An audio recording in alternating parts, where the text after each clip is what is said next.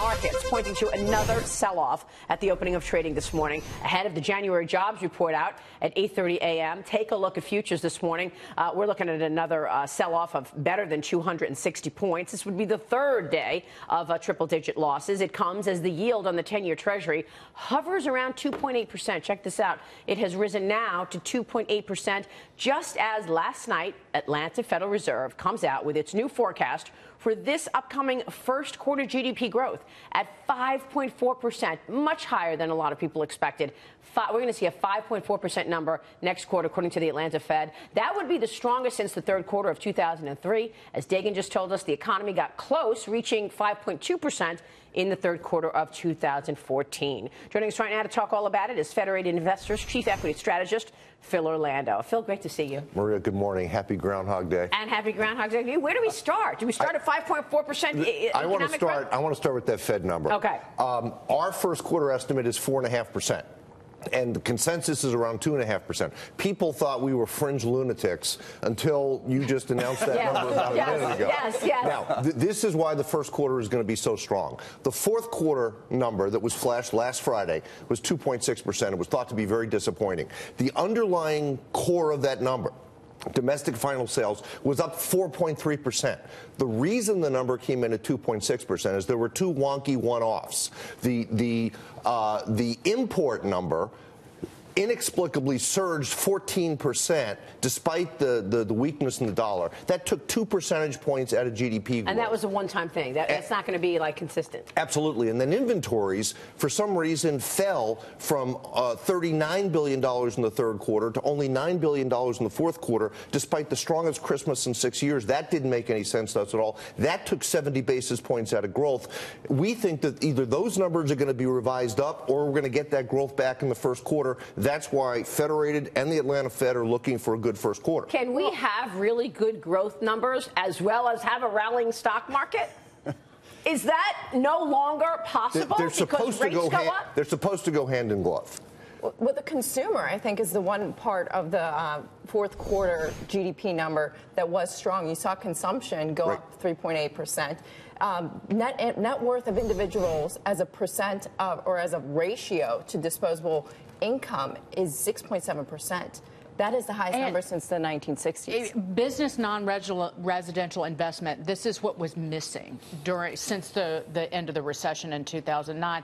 It was up 6.8% in the fourth quarter. Again, the businesses are stepping up and beginning to spend, and you will only have a tailwind going into the new year with the tax reform. But I think that if you do start, you have to watch what goes on in the bond market because, again, with higher rates, higher longer-term rates, that is what you use in your calculation of what stocks are worth, right?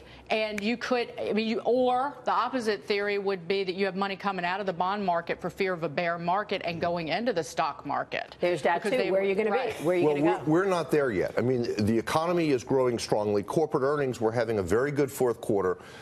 This is the best four-quarter pace in earnings in 6 years. Ultimately, stock prices are going to reflect earnings. So it is not FOMO for the reason the stock market's up. Fear of missing out. Exactly. Market's up 40% or so, over the last 15 months. It is not FOMO. There are strong underlying fundamental reasons that are driving stocks higher. And part of that is the technology sector, by the way, guys. Okay, let's look at these tech numbers last night. Apple, Amazon, Alphabet, all reporting their quarterly numbers. Apple beat expectations, earnings, revenue, but disappointing outlook. I mean, that's really what is important, the outlook for the current quarter. Amazon posting the largest profit in the company's history. Look at these numbers here. Revenue, $60 billion in revenue, blasting past Wall Street estimates. And then there was Alphabet, parent of Google, missed estimates on earnings, but beat on revenue. They did talk about strong advertising growth. So, Phil, give us your reaction to what you're seeing in earnings sector by sector. You've got broad-based strength, a number of stars. Technology, healthcare, materials, industrials, financial service companies, energy companies, you're seeing good numbers across the board. And I think that's going to be reflected in the labor market data we see this morning. How important is the technology sector, though, for the market to continue higher? It was a leader in 2017. It's a leader now.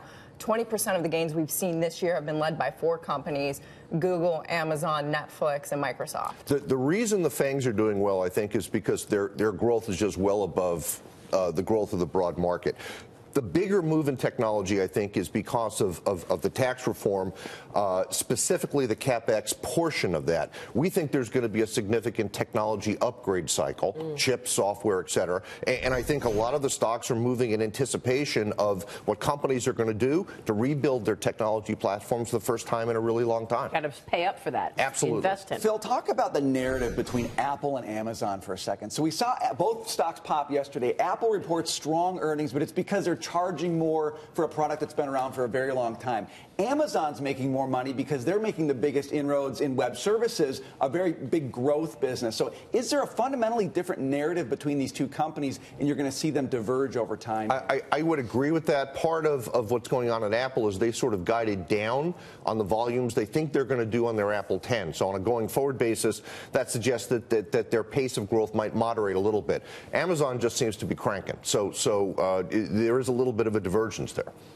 I just want to point out with the iPhone, the fact that the average selling price of the phone, because the 10 cost about a grand, it went up 15%. That was the key in that report. That was the key that kept that stock from tanking, because they missed the estimate on the actual numbers of iPhones sold in the quarter. Yep. Should we look at the January jobs report? I'd We love got to. the numbers out. We got a very good number from ADP this week. The estimates here for January jobs: 180,000 jobs added. Unemployment rate expected to stay at 4.1%. And Phil Orlando, you say? We're at 217,000. Wow. Whoa. And the reason you've touched upon it, the ADP report at 234 was 50,000 higher than expectations. And then the survey week of the claims data at 216,000, that was a new 45-year cycle low. Those two data points are the key inputs in our model. We think we're going to see a revision from last month's number up, and today's number at 217 is going to be a lot stronger than the consensus at 180. So your bottom line, this is my question. Can the stock market keep going up while the economy is getting stronger at 5.4%? Can these two things happen the same? Short answer is yes, but we just had a 5.7% increase in January. That was the best January we've seen in 21 years. There'll probably be a little bit of consolidation here in February. We're seeing that in the last week or so, but over the course of the year, we still expect to see the S&P at the 3,100 level, which is still another 10% or so higher than where we are right now. Real quick, what was your question? I was just going to say, is that number, the jobs number you just quoted, too high for the market today? Is it going to go down? Well, I guess the concern might be if that number is so strong, then does that bring Powell in for a March hike? The reality is that that's absolutely a possibility, and the market will have to grapple with that situation if we get a decent number this morning. All right. All right. I'm telling all of my Twitter followers what you just said. Thank you. Just in case they missed it. Phil Orlando, good to see you. Thanks, Maria. Thank you so much.